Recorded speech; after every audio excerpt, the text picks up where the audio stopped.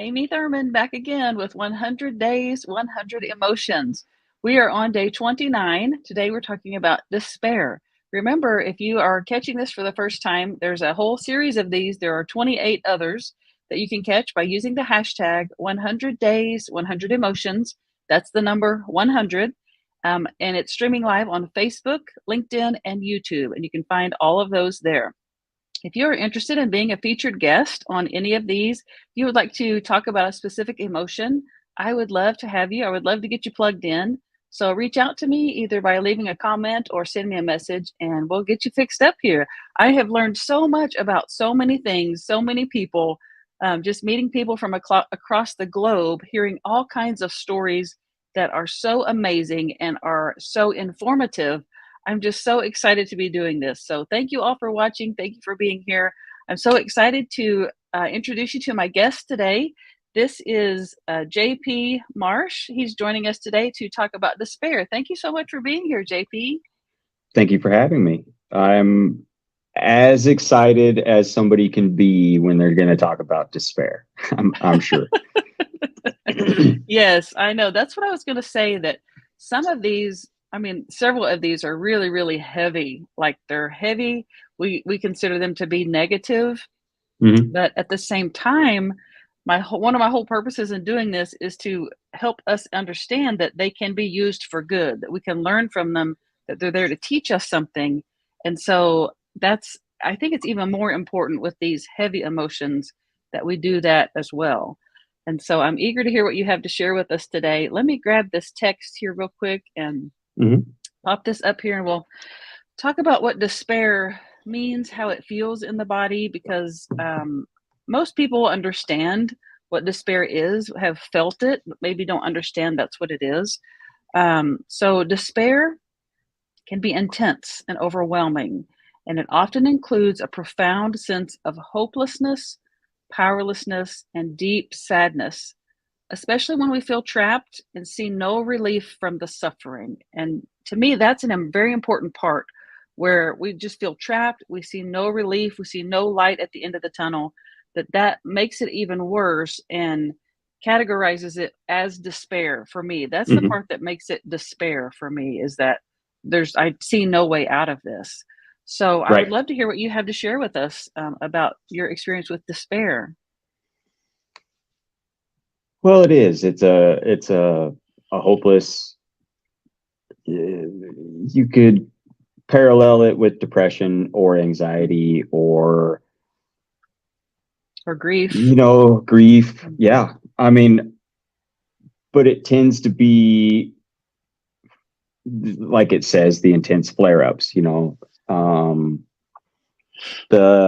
the moments, if you're a depressed kind of person, or if you're going through grief and there's just nothing's getting better, or nothing's seems to change, then the despair starts to sink in and intensifies the other emotions. It's sort of the cloud or the fog all over all the other stuff that's going on. But it's more the hopelessness and the nothing will ever get better. I'm not worth it. I don't deserve to be happy, or I don't deserve, you know, survivor's guilt, same kind of thing. Mm. I don't deserve to be here when everybody else isn't, or why did I have to lose so and so, or why did this happen to me? A lot of that comes in, starts in waves of despair.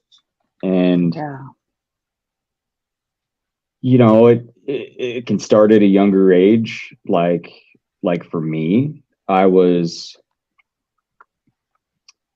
the forgotten child, more or Mm. less. There was only two of us. We weren't that far apart, but I had an older brother who demanded attention in everything that he had going on.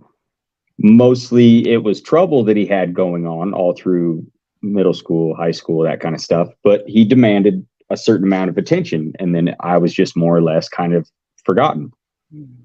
sort of like middle child syndrome, but there was only two of us.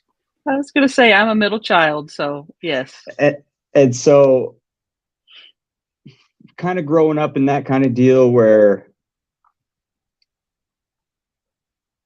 so my brother and my dad's personality types were fairly similar in the way that they demanded the attention. Everything had to be what they wanted to do, da da da da da, you know, and they aligned with hobbies. You know, they both like to fish and go camping and do these things that I more or less just didn't have a ton of interest in. Mom had kind of been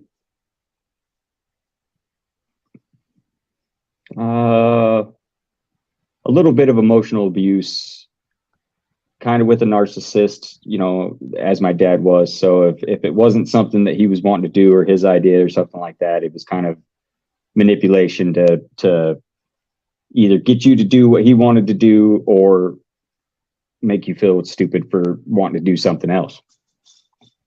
And so she was kind of in and out of depression and kind of just, it was her norm. You know what I mean? You fall into any kind of pattern and it becomes your norm, and you're just, that's just how it is.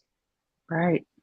And where we grew up, we were poor. I mean, most of my young childhood, we were poor. Dad was an alcoholic, quit drinking when I was very young. So AA ruled our house. We were at the AA meetings every day when he first quit drinking, got to really big in the community of the people that were in the AA back then. The potlucks, the birthdays, all these different things, you know, everybody had to go, which he needed to stay sober, but it was all consuming for everybody. So it was always kind of that I was there, but I wasn't there, but nobody paid attention. Not that I needed a lot of attention, but outside of like the sports that I did, it was just sort of having to tote around and just a forgotten child. Yeah. And then as I got older, probably about 15 or so, I had surgery, and then went into my sophomore year. A girlfriend that I had, you know, 8th grade all freshman year, a couple years long, we broke up, kind of got strung along a little bit, and then it really became I just must not be lovable, unwanted, you know, the precursors to what you would start as despair, because it's not going to get better, you know, nobody wants me, blah blah blah. And then I found alcohol. Yeah. And then I found a way to not be me, and I could just numb myself all the time and not have to feel the feelings that I didn't have the emotional intelligence to feel or process: the grief of the relationship, the forgotten child, you know, some of these, just all these triggers that I had throughout the years. I didn't know how to process any of them, and it was just a lot easier to just be numb and not have to deal with any of it. Fast forward about 10 more years, I was probably mid-20s. Was in such a state of numbing, hiding, drinking, despair that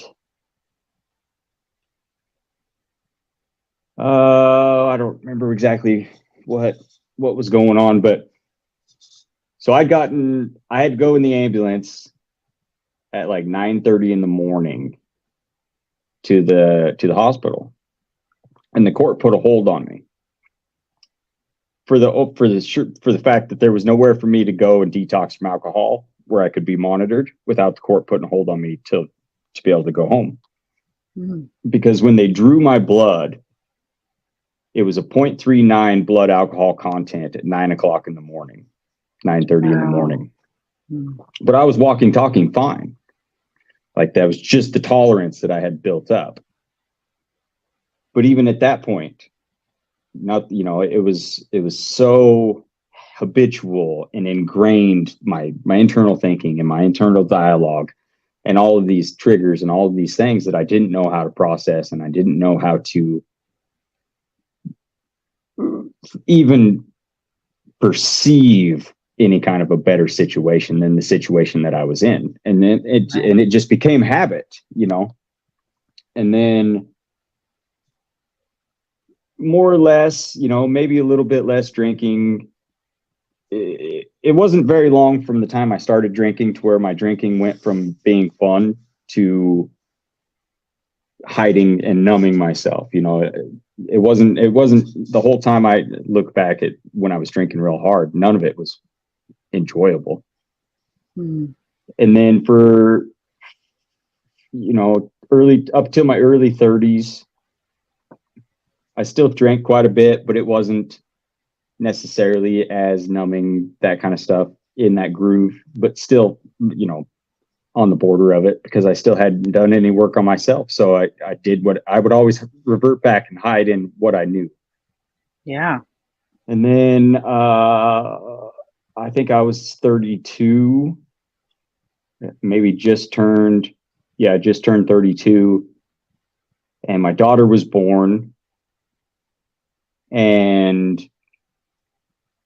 sort of like a switch, it just became different. My way of thinking became different. What I valued became different. Everything. What drove me to try to succeed and try to, do all the daily things that I was doing. And then probably 2 years after she was born, me and her mom split.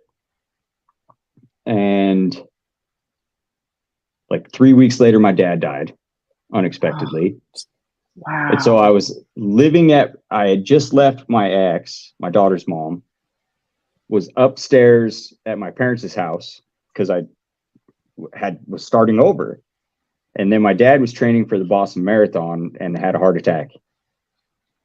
Wow. And so then I was sort of grieving the relationship that had just ended. I was a brand new single father to a 2-year-old.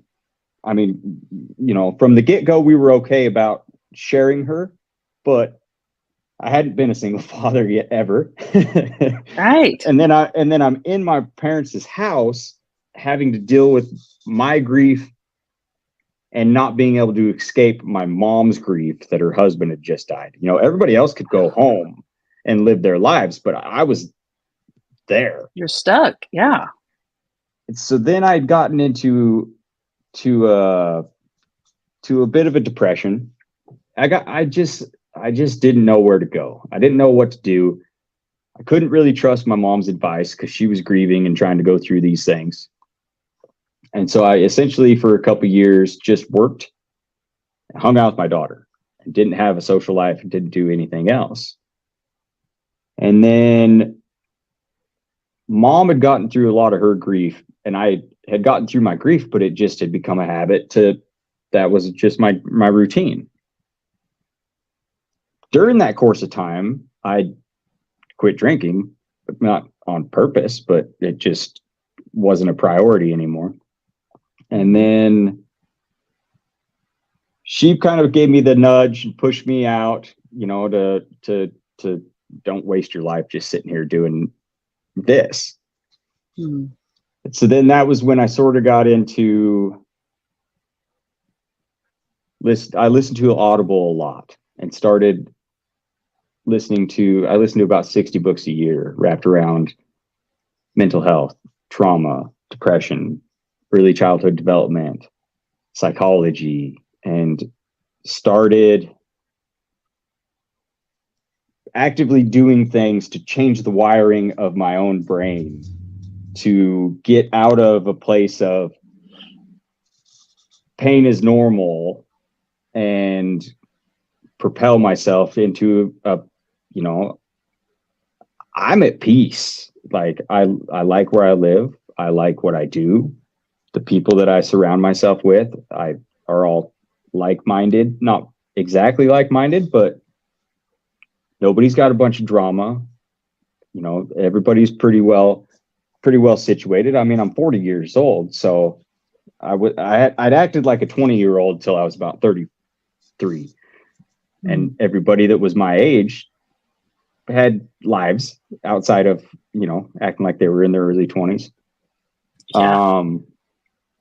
me and my daughter's mom, when we had split up, it was, there was conflict, and there was a lot of turbulence. Most of it was mine. And now we have a good relationship. You know, a lot of the relationships that I am in, I put in a lot of work and do the things that's required to have healthy relationships with people. But, you know, we sit by each other at the school functions and the soccer games and the dance recitals, and her boyfriend isn't weird about it. They're in a blended family. We do barbecues and holidays. The woman I'm dating isn't, no, you know, it's just, it's our norm. And Yeah. that's sort of what, you know, the emotional intelligence and the knowing the boundaries and holding the boundaries, being adults. And so, you know, going from a place of not really seeing anything, and I really couldn't dig the hole that I was in any deeper without, it'd still be alive anyway. Right. And then now, you know, I have moments of happiness, you know, the laugh and the, you know, go to a party and tell stories or jokes, happiness. But for the most part, I have a really peaceful mindset or way of thinking. You know, I'd rather be at peace than the fleeting happiness that I'm constantly chasing. But that's kind of just me, you know? Yeah. Yeah. Oh, there's so many things I want to pull out of this. So good, because in like your story and my story, we have similarities in that I was in, like, I don't know how much you know of my story, JP, but after the accident that broke my neck, I was flat in a bed for 23 hours a day for almost a year, Mm-hmm. and prayed that I would die because I wasn't existing. I had plans to take medication to end it all because it was Right. just not living. And I, like you, came to this point. It's this definition, it's this text that says right here, Mm-hmm. it's when we feel trapped and see no relief from the suffering. It's like we don't know how to get out of it. It's just there. We feel trapped. We're stuck. We can't see the light. But Right. then it's like, I know with me, I don't know with you, like I have such a determined spirit. Like I'm not going to let anything beat me. Like if there's no way out, I'm going to make a way out. You know, that wasn't my thinking at the time. Right. It's become my thinking since then. But I did the same thing. Like I was like, what if the answer is not dying? What if I don't have to die? What if I can just fight to live instead of fighting Right. to die? And I did the same thing. I started listening to Tony Robbins and Dr. Wayne Dyer and Rumi and all of those luminaries. And that's what helped pull me out of it. And so I think the point I want to pull out right here is that there is hope, that despair Mm-hmm. is not the be all end all, that it is something we all go through. It is something we all experience. It's a part of grief, but Right. it doesn't have to stay that way, that we can Mm-hmm. pull ourselves out of it. We just have to figure out a way that works for us. Yeah. And some of it, yes, similar to you, like I had more will. I've I've proven to my daughter too many times that like your willpower is not going to out willpower my willpower. But Yes. one main thing that kind of got me is how how you work cycle, how your brain works. And I'd fallen into such a habit of being sad or living in despair. You know, I can't really actually say that I was depressed because I never had any brain testing or took depression medicine. I think I just it was such a habit and internal dialogue that until I figured out that I didn't have to tell myself and talk shit to myself and tell Yeah. myself that I deserve this or I don't deserve that, or instead of just doing what I need to do and let the universe kind of throw the chips where they lie, instead of, you know, your intern, how you talk to yourself. I didn't realize how powerful it was until I realized how powerful it actually was. And so Exactly. that changed a lot of it for me. Yeah, I like to say our thoughts, feelings, and emotions rule our world, whether we want them to or not. They do. That we have to start with recognizing what it is we're thinking, what it is we're Hmm. feeling, what emotions we're experiencing, and then being willing to take a step to change that. It starts with changing our thoughts, exactly what you said. Hmm. We recognize what we're thinking and then just take one little step toward the direction we want to go in our thoughts. It can change the whole trajectory, if I can get that word out. It can change the whole trajectory Yeah. of our And lives. Oh, everything that you're interpreting, whether it be what you see, what you hear, what you smell, taste, touch, you're essentially brainwashing yourself 24 hours a day. And so if you watch the nightly news, if you watch your local news in the oh morning, gosh. and then you watch Yeah. your local news in the afternoon, and then the nightly news, and then Fox News or CNN or whatever for the rest of the night, all you're getting loaded with is how horrid the world is and all Yeah. of these negative things, because the negativity sells, because people want to stay in a state of suffering. Maybe not want to, but don't feel like they can get out of a state of suffering. And so I don't watch the news. Like, I don't watch TV because Yeah. it, it, it's good to be informed of what's going on in the world, but having it the same horrid stories beat into your head 4 or 5 times a day, then you're just going to think everything that could be wrong with the world is wrong with the world. And I Yeah. choose not to. Yeah, no, I'm the same way. I don't ever watch the news. Like my parents will ask me, "Did you hear this or that?" And I will say no because I don't listen to it. I don't watch it for the same reason. Like I Hmm. don't want to put that stuff in. I don't even Hmm. want to allow an opening for that. But it's like you said that you will continue to feel and be in the suffering if that's what you're exposing yourself to all the time. Right. And it's easier. It's hard work to pull yourself out of it. It's easy Right. to stay in it. And so it's something that, like I said, my determined spirit, I'm like, I'm getting out of this. I'm going to do Right. something about it. So that makes a big difference too. I do want to pop up the question real quick for those of you that are watching. I would love for you to join in our conversation. If you would like to share with us what despair has taught you, we would love to hear from you, and we'll respond to the comments after we get off here.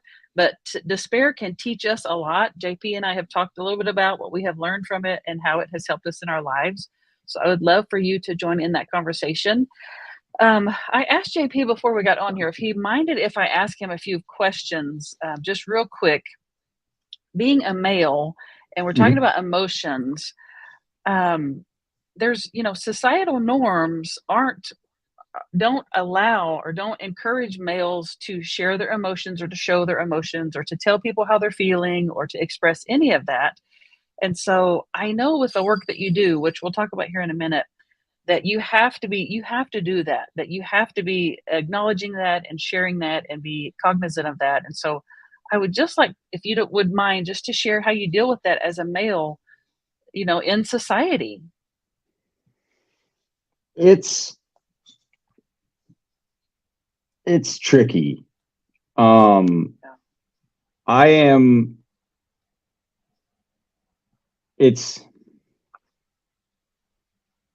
I've always seen or perceived things a little bit different or sideways than most people that I'm around, which is kind of why everybody would always go to me for advice or want to talk, or people find me very easy to talk to and they'll tell me their whole life story in the first hour that I know them. I But always say I'm wearing my sign. My sign is yeah, on. Yes. so empathy plays a big role for me. Um, I tend to acknowledge or at least be able to empathize with the situation, and kind of see the other side of it.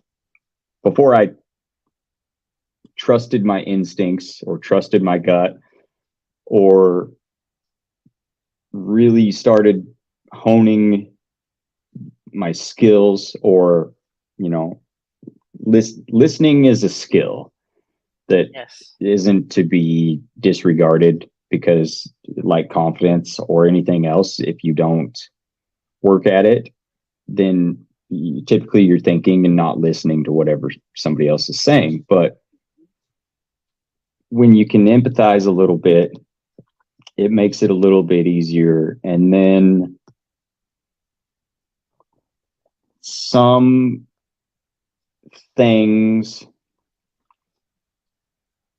so I don't have a problem talking about emotions and getting, you know, into deep conversations. I'm not really all that great with surface level kind of conversations with people.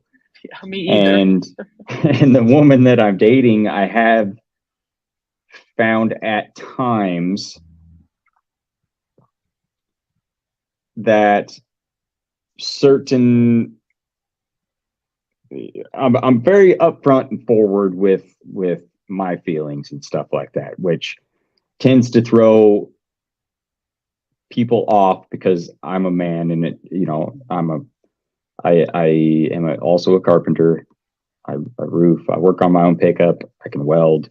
I, you know, my grandpa was a government trapper. I mean, this is, you know, the trades are part of my life. And so, you know, as even as much of a, you know, quote unquote manly man that I am, I'm not a closed off emotional person. But with the societal norms, it's hard sometimes. There's a real fine line between setting boundaries, telling somebody how you feel, how you're not being fulfilled emotionally, as compared to coming off sort of whiny or like a broken record or something like that. Yes. But it's kind of two sides to the same coin, because it's pretty abundantly clear that the and I've seen a few different people kind of talk about it, and it's not necessarily exactly how I feel that the situation is going, but there are studies and a lot of couples therapists and marriage counselors and stuff that have all sort of agreed that there's a fair amount of women who want their partner to be vulnerable, but the societal normals, their reaction to when the man opens up or is more emotional than the societal norm dictates, they typically don't know how to act or react.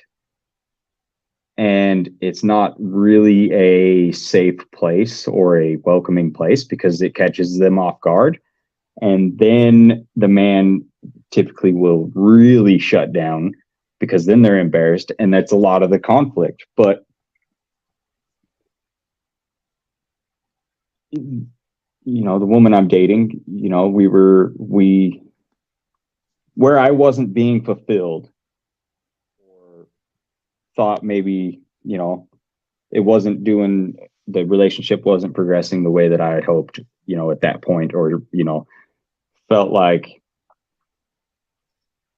for whatever you know what I mean? Because I'm Yeah. 40, Yeah. I'm 40, and I just, it wasn't being like I didn't come at her in a super emotional way, but it was a very emotional conversation that we had. I said, I'm not being fulfilled. I'm, Wow. you know, you have things in your life. I have things in my life. I'm not asking to go 0 to 100 and move in with each other or anything like that. But I would like to progressively get more serious and get more serious, and not, you know, and there's a whole nother area to unpack with that. But, Right. and, you know, her past traumas and triggers and fears and all these things. And I understand, you know, I'm empathetic to what she's got going on, but I can't sit around for the next 10 years waiting on her life for her to be an empty nester, we'll say, Yeah. because the fears are keeping her from pursuing something out of fear. Or what if it doesn't work out and you get close with my boys, or da da da da da. And I get all the fears, but keeping me at arm's length is going to push me away, because Yeah. I can't sit around for the next 10 years till you're an empty nester. Yeah. Nobody really would. So some of the conversations are a little trickier, but the more that you work on yourself and can communicate effectively from a place of calm instead of a place of emotion, is Yeah. probably the most helpful part. Because if you can express what's going on without either making it seem like the other person's fault or pointing a finger, or in a state of high emotion, then it's hard to relate any kind of emotional intelligence or emotions. Yeah. It's so true. I love that you said, when I learned to trust myself. Mhm. I was like, oh, that's so good, because that's what it is. Like, male, female, it doesn't matter. It's, we have to learn to trust ourselves. And that doesn't come naturally. That's not something that we just one day, oh, I think I want to trust myself. It's Mhm. a process that we have to go through, that it's a learning process, that we are giving ourselves the benefit of the doubt. And that can be a whole different show. But I love that you said that, when I learned to trust myself. And I think that's a huge thing for men to hear from you. Excuse me. Is that learning to trust yourself is a huge part of being who you are, being willing to share your emotions. And just like you have been today, JP, thank you so much for being vulnerable and sharing all that you have shared today. I don't Oh, you're know welcome. many men that would come on here and do that. And so I feel so thankful that you're willing to do that and share that with us, Mhm. um, and help us learn Thank from you. that. Yeah, yeah, My pleasure. absolutely. Yeah. I want to go ahead and go to the image, and then I want you to talk a little bit about what you do, because I want people to know more about what you do. But I have an AI image generator that I asked to create an image that represents the emotion of the day. And so Mhm. this one represents despair.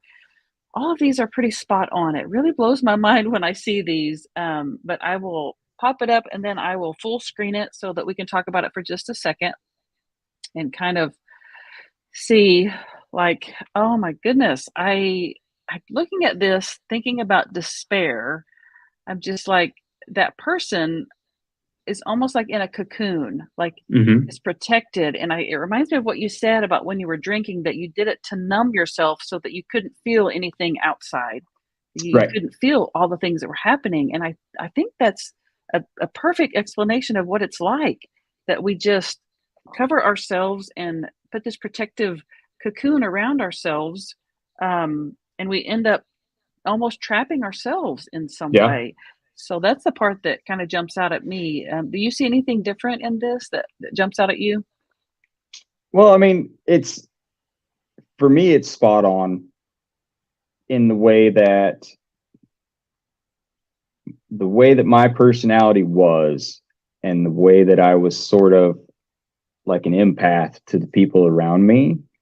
I Hmm. didn't I didn't know how to separate somebody else's emotional state in imprinting on me as compared to it Yeah. being my emotional state. And so it just became a really isolated time, because I didn't know where all these emotions were coming from all the time. And they were just so extreme from one to the other, depending on who was around or who was even next door, Yeah. or just outside, or walk by somebody inside the grocery store. And so it kind of made me want to close off and not really be around people. I thought I was going crazy for a long time.